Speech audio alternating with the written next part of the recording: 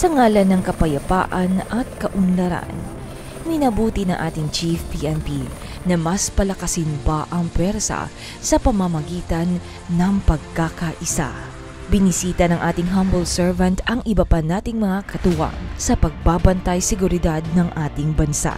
Nagtungo ang ating buting general sa tahanan ng ating mga Unifier soldiers, ang 202nd Infantry Unifier Brigade na pinamumunuan ng kanilang brigade commander na si Brigadier General Cirilo Balaro Jr. Philippine Army.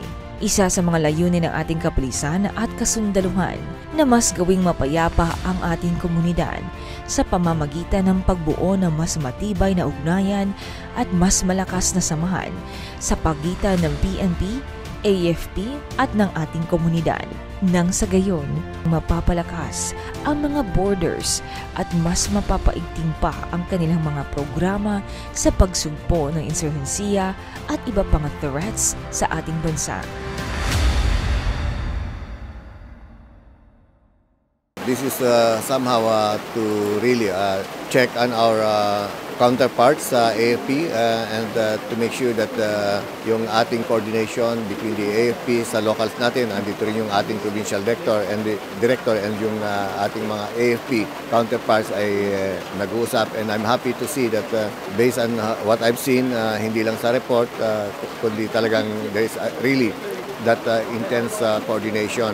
Maganda ang nakikita kong tulungan ng AFP at saka PNP. And also, part of it is yung sentimental journey rin, and to make sure that yung ating mga kapulisan, mga classmate ko sa AFP, mapasyalan ko, especially in these areas na malapit sa NCRPO, pinapasyalan natin lahat. It's only now that I've learned that yung karamihan ng ating mga classmates, especially sa Army, ay sila rin ang mga kapitbahay ko ngayon.